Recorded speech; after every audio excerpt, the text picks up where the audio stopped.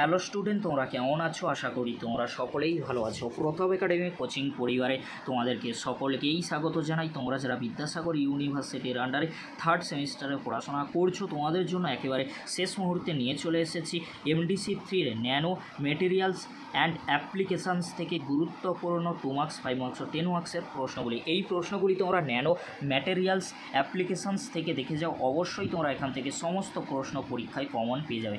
চলো বেশি দেরি করবো না, আজকের আমরা দেখে নেব MDC 3 ন্যানো ম্যাটেরিয়ালস অ্যাপ্লিকেশানস থেকে গুরুত্বপূর্ণ প্রশ্নগুলি আলোচনার পূর্বে তোমাদেরকে বলে রাখি 5টি প্রশ্নের উত্তর তোমাদেরকে লিখতে হবে 2 মার্কসের জন্য। 2 মার্কসের জন্য কী করবে, 5 অথবা 10 মার্কসের জন্য যে প্রশ্নগুলি আমি গুরুত্বপূর্ণ বলবো সেই প্রশ্ন রিলেটেড তোমরা 2 মার্কসের প্রশ্নগুলি রেডি করে যাবে, তাহলে চিন্তামুক্ত তোমরা থাকবে। প্রথমে তোমরা দেখে নাও unit 1 introduction to nano materials থেকে গুরুত্বপূর্ণ 5 অথবা 10 মার্কসের কোন প্রশ্নগুলি আসতে পারে।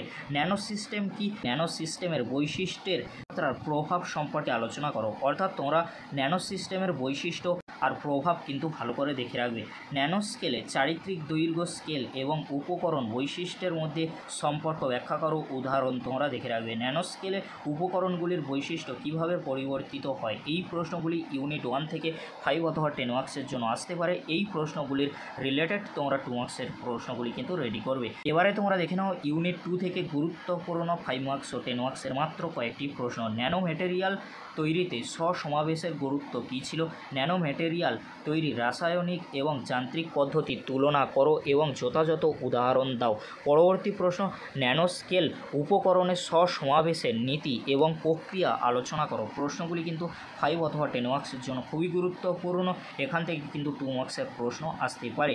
এবারে তোমরা দেখে নাও unit 3 nano materials and their applications, এখান থেকে গুরুত্বপূর্ণ 5 মার্কস ও 10 মার্কসের মাত্র কয়েকটি প্রশ্ন তোমরা দেখে নাও। ন্যানো পার্টিকেল কি, এর মৌলিক বৈশিষ্ট্যগুলি কী ছিল তা আলোচনা করো। কার্বন ন্যানো টিউব সম্পর্কে সংক্ষিপ্ত টিকা লেখো। ডার্ক ডেলিভারি সিস্টেমে ন্যানো ম্যাটেরিয়াল কীভাবে ব্যবহার করা হয়। প্রশ্নগুলি কিন্তু 5 মার্কসের জন্য খুবই গুরুত্বপূর্ণ, 2 মার্কসের প্রশ্ন কিন্তু আসতে পারে। নেক্সট প্রশ্ন কী রয়েছে তোমরা দেখে নাও। অপটোইলেকট্রনিক ডিভাইস এবং সোলার সেলে ন্যানো ম্যাটেরিয়ালগুলির প্রয়োগ ব্যাখ্যা করো।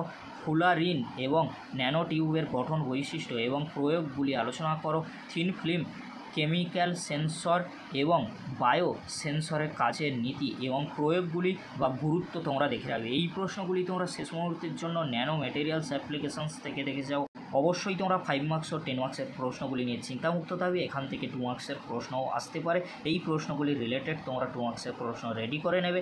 যদি প্রশ্ন কমন না আসে তাহলে তোমরা কি উত্তরে লিখবে না, চলে আসবে। তোমাদেরকে বলে রাখি যা পারো তোমরা লিখে আসবে। যদি তোমাদের MDC সাবজেক্টে সাপ্লি আসে অনেকটাই সমস্যা, তাই তোমাদেরকে বলে যা পারো লিখে আসবে যদি প্রশ্ন কমন না আসে।